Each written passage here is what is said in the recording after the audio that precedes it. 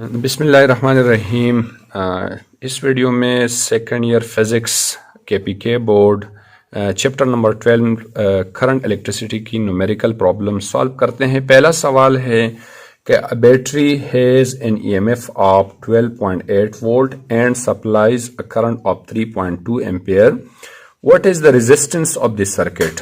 हमने resistance of the circuit मालूम करना है। How many Coulomb's leave the battery in 5 minutes, यानी कूलम्स मीन चार्ज, यानी 5 मिनट्स के अंदर जो है यहाँ से कितना चार्ज जो है यानी बैटरी को लीव कर रहे हैं। तो देखिए सबसे पहले अगर हम यहाँ पर डेटा लिख दे तो यहाँ पर हमारे पास गिवन है वोल्टेज V की वैल्यू यहाँ पर है 12.8 वोल्ट। दूसरा जो है हमारे पास करंट गिवन है, क्वेश्चन के अंदर 3.2 एम्पेयर करंट गिवन है।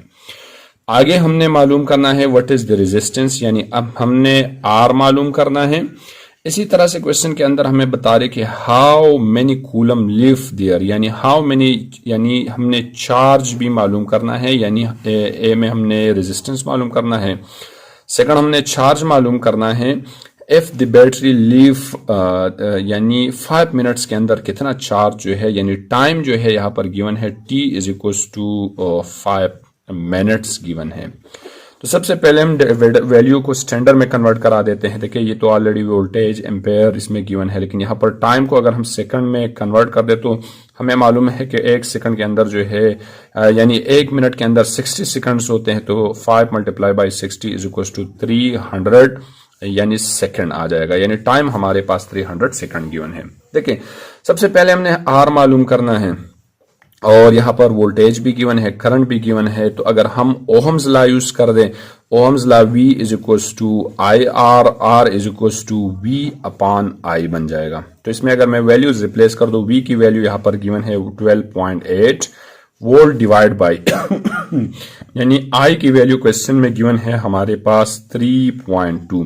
तो अगर इसको मैं इससे डिवाइड कर दूं तो R मेरे पास बन जाएगा तकरीबन, R का जो सोल्यूशन है ये 4 ओहम बन जाएगा। दूसरा जो हमने फाइंड करना है, चार्ज मालूम करना है। तो by the definition of current जो B पार्ट हमने मालूम करना है, B है हमारे पास current I is equal to Q upon T। तो Q बराबर हो जाएगा IT के इक्वल हो जाएगा IT। देखिए I की वैल्यू क्वेश्चन के अंदर गिवन है 3.2 और टाइम हमारे पास है 300 सेकेंड। तो 0.70 कैंसिल हो जाएगा और 32 को अगर हम 30 के साथ मल्टीप्लाई कर दें तो Q हमारे पास बन जाएगा 960 कूलम, यानी 960 कूलम चार्ज जो है इस 5 मिनट्स के अंदर बैटरी लीव करेगा। तो रेजिस्टेंस 4 ओहम और चार्ज हमारे पास 960 कूलम। बुक के अंदर इसका जो क्वेश्चन वैल्यू है कुछ बुक्स के अंदर थोड़ा सा अलग है, लेकिन इसका जो करेक्ट आंसर है Q is equal to 960 coulomb. Question number 2 बता रहे कि 2 light bulbs designed for 120 volt use are rated at 40 watt and 60 watt। 2 light bulb है, यानी दोनों जो है 120 वोल्ट पे काम कर रहे हैं, यानी जो V अगर हम एक बल्ब के लिए लिखते हैं ये भी 120 वोल्ट है और दूसरे के लिए भी हमारे पास V is equal to 120 volt are rated at 40 watt and 60 watt. जो P1 जो है, P1 की वैल्यू हमारे पास है 40 वाट और P2 की वैल्यू है हमारे पास 60 वाट। क्वेश्चन के अंदर क्यों है which light bulb has the greater filament resistance, यानी इसका जो रेजिस्टेंस है मान ले वो R1 है हमारे पास, इसका जो रेजिस्टेंस है वो R2 है। तो हमने यहाँ पर बताना है कि कौन सा रेजिस्टेंस हमारे पास ग्रेटर है। तो देखिए यहाँ पर पावर गिवन है, वोल्टेज है, रेजिस्टेंस है। अगर हम पावर लॉ की इक्वेशन पे आ जाए तो फर्स्ट इक्वेशन है पावर लॉ के अंदर P is equal to IV। अब करंट नहीं है तो हम P is equal to I square R वाला इक्वेशन भी यूज नहीं कर सकते हैं। अगर इसमें हम थर्ड वाला इक्वेशन यूज कर दे पैरेलल कॉम्बिनेशन वाला कि P is equal to V square upon R, तो देखिए इस सवाल को हम इस वाले फार्मूले से सॉल्व कर देते हैं। तो देखिए इस केस के लिए मेरे पास हो जाएगा P1 is equal to V, दोनों के लिए कांस्टेंट है तो मैंने लिख दिया V square divide by R1। R1 बराबर हो जाएगा V square divide by P1 के। ये बना मेरे पास एक इक्वेशन। दूसरा मेरे पास जो इक्वेशन है, लेट्स सपोज अब ये वाला इक्वेशन मेरे पास अगर इसके लिए मैं फाइंड कर दूं तो सिमिलरली मैं डायरेक्टली इसके लिए इक्वेशन लिख सकता हूं कि R2 इज इक्वल टू ये आ जाएगा V स्क्वायर डिवाइड बाई, यानी ये P1 है, इसी तरह से ये P2 आ जाएगा, यानी P2 is equal to V square divide by R2, तो R2 बराबर हो जाएगा V square divide by P2 के। तो अगर इन दोनों इक्वेशंस के अंदर मैं वैल्यूज रिप्लेस कर दूं तो ये आ जाएगा R1 इज इक्वल टू 120 का स्क्वायर और P1 जो है हमारे पास क्वेश्चन के अंदर गिवन है 40 है। अगर इसको मैं इसका स्क्वायर लूं और 40 से डिवाइड कर दूं तो R1 मेरे पास बन जाएगा R1 is equal to 360 ohm जो है मेरे पास R1 की वैल्यू बन जाएगा।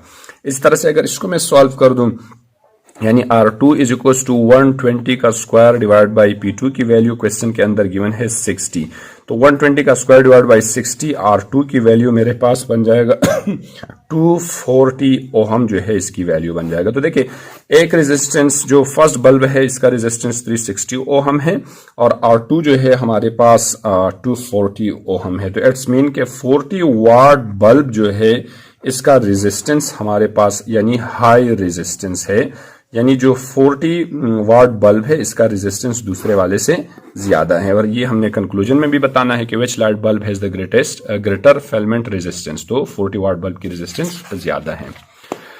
क्वेश्चन नंबर 3 बता रहे कि a carbon electrode has a resistance of 0.125 ohm at 20 degree Celsius. बता रहे कि 20 डिग्री सेल्सियस पे हमारे पास कार्बन इलेक्ट्रोड्स का रेजिस्टेंस है 0.125, यानी लेट्स सपोज 20 डिग्री को हम यानी T1 मान लेते हैं कि T1 टेम्परेचर पे यानी 20 डिग्री सेल्सियस पे हमारे पास जो रेजिस्टेंस है यानी इनिशियल रेजिस्टेंस R0 हमारे पास है 0.125 ओहम।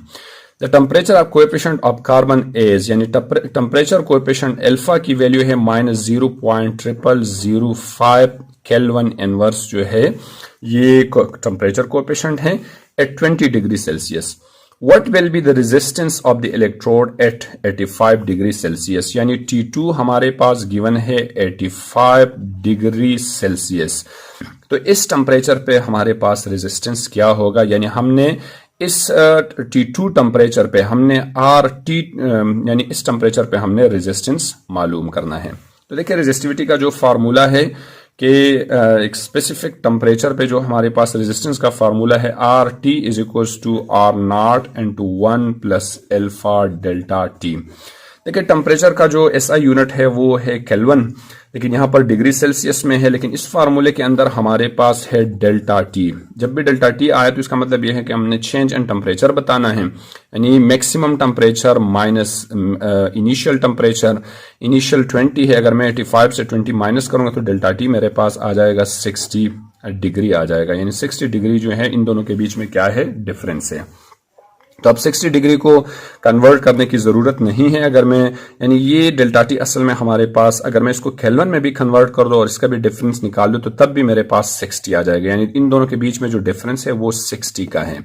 यानी अब इसके अंदर अगर मैं ये वैल्यूज रिप्लेस कर दूं फार्मूले के अंदर तो RT is equal to R0 की वैल्यू 0.125, 1 प्लस अल्फा की वैल्यू है हमारे पास क्वेश्चन के अंदर गिवन है 0.0005 और इसी तरह से 0005 है और फिर इसका मल्टीप्लिकेशन है डेल्टा टी के साथ 60 के साथ। तो सबसे पहले प्लस माइनस माइनस हो जाएगा, 0.005 को अगर मैं 60 के साथ मल्टीप्लाई कर दूं और फिर यहां पर ये माइनस हो जाएगा, यानी 0.125 into 1 minus 0.005 multiply by 60।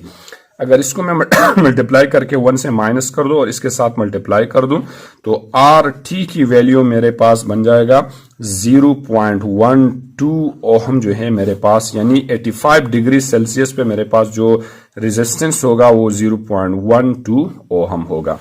Question number 4 बता रहे कि calculate the resistance of the wire of 10 metre long that has a diameter of 2 millimeter and resistivity of 2.63 exponential minus 2 ohm dot meter। कुछ बुक्स के अंदर ये वाला वैल्यू अलग है, लेकिन इस न्यूमेरिकल को मैं इस वैल्यू के हिसाब से सॉल्व कर रहा हूं। बता रहे क्वेश्चन के अंदर के calculate the resistance of the wire 10 metre long. Question के अंदर डेटा में लेंथ हमारे पास गिवन है L is equal to 10 metre given है, डायमीटर डी जो है यहाँ पर हमारे पास गिवन है 2 millimetre and the resistivity of the wire is, यानी इस वायर की जो रेजिस्टिविटी है रो की वैल्यू यहाँ पर गिवन है 2.63 एक्सपोनेंशियल -2 ओहम डॉट मीटर जो है रेजिस्टिविटी है। और हमने कैलकुलेट द रेजिस्टेंस, हमने रेजिस्टेंस बताना है। तो देखिए रेजिस्टिविटी का जो फार्मूला है कि R is equals to rho L upon A, इसको हमने इस फार्मूले से सॉल्व करना है, यानी सोल्यूशन में हमारे पास ये फार्मूला आ जाएगा। देखिए अब यहाँ पर एक वायर दिया है, लेकिन अगर सबसे पहले हमने डेटा को स्टैंडर्ड में कन्वर्ट करना है। 2 मिलीमीटर डायमीटर जो है 2 मिलीमीटर है, तो मिलीमीटर को अगर हम मीटर में कन्वर्ट कर देते हैं तो यह आ जाएगा डिवाइड बाय 1000, तो 2 मल्टीप्लाई बाय 10 की पावर -3 मीटर जो है हमारे पास इसका वैल्यू बन जाएगा। तो देखिए डायमीटर आया हमारे पास। अब एक वायर गिवन है और वायर की एरिया जो है हमें मालूम है A is equal to pi R square. अब यहाँ पर डायमीटर गिवन है तो डायमीटर से हम रेडियस मालूम कर देते हैं, तो R हमें मालूम है कि half of the diameter is equal to radius. अब D है 2 मल्टीप्लाई बाय 10 की पावर -3 डिवाइड बाई 2। अगर इसको मैं 2 से डिवाइड करूंगा तो मेरे पास जो आंसर बन जाएगा R इज इक्वल टू ये तकरीबन बन जाएगा 1.0 मल्टीप्लाई बाय 10 की पावर -3 मीटर आ जाएगा। अब अगर इसको मैं एरिया की इक्वेशन में पुट कर दूं तो A इज इक्वल टू पाई की value 3.14 multiply by 1.0 multiply by 10 की पावर -3। दोनों को कैलकुलेट करके एक जो कि मेरे पास बन जाएगा 3.14 एक्सपोनेंशियल -6 मीटर स्क्वायर जो है मेरे पास एरिया बन जाएगा। तो देखिए अब रेजिस्टिविटी भी गिवन है, लेंथ भी गिवन है, एरिया हमने फाइंड किया। अगर इन वैल्यूज को मैं यहाँ पर रिप्लेस कर दूं तो R is equal to resistivity है 2.63 exponential -2 multiply by length, question के अंदर 10 गिवन है, और डिवाइड बाय एरिया हमने यहाँ पर फाइंड किया 3.14 एक्सपोनेंशियल -6 मीटर स्क्वायर। अगर इसको मैं कैलकुलेट कर दूं तो यहाँ पर R की वैल्यू मेरे पास बन जाएगा R इज इक्वल टू तकरीबन ये बन जाएगा 83758 ओहम जो है मेरे पास इसका सोल्यूशन बन जाएगा। यानी इतना रेजिस्टेंस जो होगा, यानी वायर के अंदर जो है इतना रेजिस्टेंस क्रिएट होगा। क्वेश्चन नंबर 5 बता रहे कि a typical 12 volt automobile battery has a resistance of 0.012 ohm. What is the terminal voltage of this battery when the starter draw a current of 100 ampere? Calculate the resistance। यानी battery की जो power deliver है वही बताना है, resistance पे जो power loss है वही बताना है, और इंटरनल रेजिस्टेंस पे जो पावर लॉस है हमने वही बताना है। तो सबसे पहला डेटा लिख लेते हैं। देखिए बैटरी की जो ईएमएफ है वो है 112 वोल्ट है, हैज अ रेजिस्टेंस, और इसका जो बैटरी की जो रेजिस्टेंस है small r is equal to 0.12 ohm है। What is the terminal voltage, यानी VT को हमने फाइंड करना है फर्स्ट केस में। When the starter draw a current of 100 ampere, यानी करंट जो है यहाँ पर ड्रॉ हो रहे हैं, I is equal to 100 ampere current यहाँ पे फ्लो हो रहे सर्किट के अंदर। कैलकुलेट द R, यानी RB जो है हमने R मालूम करना है, यानी रेजिस्टेंस हमने मालूम करना है। और इसी तरह से आगे बता रहे कि PEC में हमने PE मालूम करना है। PE जो है असल में हमारे पास बैटरी पावर है, यानी डिलीवर पावर है, असल में ये है डिलीवर पावर, इसको हमने फाइंड करना है। और D जो है हमने PR, यानी जो लोड रेजिस्टेंस पे पावर लॉस हो रहे, यानी PR को भी हमने मालूम करना है। लोड रेजिस्टेंस पे पावर एट लोड रेजिस्टेंस, इसको भी फाइंड करना है। और साथ में जो है हमने P स्मॉल r का मतलब ये है कि P स्मॉल r जो है यानी जो इंटरनल रेजिस्टेंस है, यानी उस पे जो इंटरनल रेजिस्टेंस पे जो पावर इंटरनल रेजिस्टेंस पे जो पावर कंज्यूमर है उसको भी हमने कंज्यूम हो रहे, उसको भी हमने फाइंड करना है। यानी इसके अंदर ये पार्ट्स जो है हमने फाइंड करना है। तो देखिए हमें मालूम है एक बैटरी को हमने एक लोड रेजिस्टर के साथ कनेक्ट करवाया, तो यहाँ पर जो ईएमएफ ऑफ द बैटरी है वो बराबर होते हैं E इज इक्वल टू, यानी V प्लस IR के इक्वल होते हैं। ये V टर्मिनल वोल्टेज है, तो terminal voltage VT is equal to E minus, यानी ये वाला वैल्यू इस तरफ आ जाएगा, IR बन जाएगा। तो अगर इसके अंदर हम वैल्यूज रिप्लेस कर दें, E है हमारे पास 12 माइनस करंट जो है यहाँ पर 100 एम्पेयर जो है फ्लो हो रहे, और स्मॉल r जो है 0.12। अगर इसको मैं कैलकुलेट करूंगा तो VT की वैल्यू जो है मेरे पास 10.8 वोल्ट बन जाएगा, यानी टर्मिनल वोल्टेज मेरे पास इतना है। दूसरा देखिए, टर्मिनल वोल्टेज भी मालूम हो गया, टोटल करंट भी मालूम है, तो इसके बाद मैं टोटल रेजिस्टेंस को भी फाइंड कर सकता हूं। तो R T is equal to V T, Ohm's law के हिसाब से ये आई टी हो जाएगा। V is equal to I R, तो R is equal to V upon I T. V T है यहाँ पर 10.8 और आई टी जो है क्वेश्चन के अंदर गिवन है 100। अगर इसको मैं इससे डिवाइड करूंगा तो मेरे पास 0.118 एम्पियर जो है मेरे पास, यानी रेजिस्टेंस जो है मेरे पास ओहम, 0.1 ओहम जो है मेरे पास रेजिस्टेंस बन जाएगा इस सर्किट के अंदर। आगे जो है यानी रेजिस्टेंस को भी हमने फाइंड किया, 0.18 ओहम है, और टर्मिनल वोल्टेज भी हमने फाइंड किया। अब हमने जो पावर डिलीवर है बैटरी का, इसको फाइंड करना है। तो पावर के लिए हम फार्मूला है कि आई स्क्वायर आर, लेकिन यहां पर एक जो है एक्सटर्नल रेजिस्टेंस है, लोड रेजिस्टेंस, और एक इंटरनल रेजिस्टेंस है। तो हम इस फार्मूले से इसको फाइंड करेंगे। तो P इज इक्वल टू 100 का स्क्वायर, एक्सटर्नल रेजिस्टेंस की वैल्यू हमने यहां पर फाइंड किया 0.108, ये 108 ओहम है। तो 108 और यहां पर आ जाएगा प्लस इंटरनल रेजिस्टेंस क्वेश्चन के अंदर गिवन है 0.01, यानी ये वाला वैल्यू गिवन है 0.12, ये आ जाएगा हमारे पास 0.12। तो इसको कैलकुलेट करके, यानी ये असल में ये वैल्यू है 0.012 वैल्यू है। तो 0.012 इसको ऐड करके और 100 स्क्वायर से मल्टीप्लाई करके, तो हमारे पास जो पावर डिलीवर है, यानी ये जो पावर डिलीवर है ये बन जाएगा, इसकी वैल्यू तकरीबन ये 1200 वाट जो है इसकी आंसर बन जाएगा। इसी तरह से अगर हम P capital R power at load resistance पे P R जो है ये बराबर हो जाएगा I स्क्वायर कैपिटल R के। तो I स्क्वायर अगेन 100 स्क्वायर और कैपिटल R की वैल्यू है यानी 0 मल्टीप्लाई बाय 0.108, दोनों को मल्टीप्लाई करके यहाँ पर स्क्वायर लेके तो पी आर की वैल्यू बन जाएगा, यानी इसकी जो आंसर है ये तकरीबन हमारे पास ये 1080 ओहम जो है इसका आंसर बन जाएगा। और इस तरह से लास्ट में हमारे पास जो इंटरनल रेजिस्टेंस पे पावर लॉस है ये बराबर हो जाएगा P small r is equal to I square small r। तो अगेन 100 स्क्वायर और स्मॉल r की वैल्यू है 0.012 ओहम, यानी 0.012 ओहम है, यहाँ पर 0 है। तो अगेन 100 स्क्वायर मल्टीप्लाई बाय 0.012, तो P स्मॉल r की वैल्यू हमारे पास बन जाएगा 120 वाट। तो देखिए हमें जो वैल्यूज गिवन थे इसमें हमने टर्मिनल वोल्टेज फाइंड किया, टोटल रेजिस्टेंस फाइंड किया, अब जो लो डिलीवर पावर है इसको हमने फाइंड किया, जो लोड पे पावर लॉस हो रहा है उसको हमने फाइंड किया, और जो इंटरनल रेजिस्टेंस पे पावर लॉस हो रहा है इसको हमने फाइंड किया, यानी P is equal to I square फार्मूले से।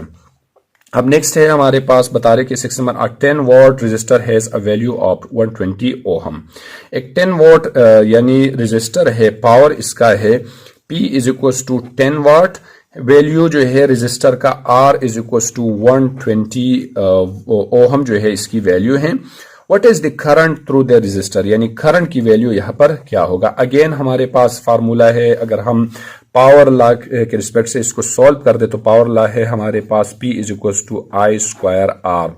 हमने I मालूम करना है तो I स्क्वायर बराबर हो जाएगा P अपान R के, और I is equal to P upon R under the root बन जाएगा। तो देखिए P की वैल्यू है 10 और R की वैल्यू है 120 अंडर द रूट।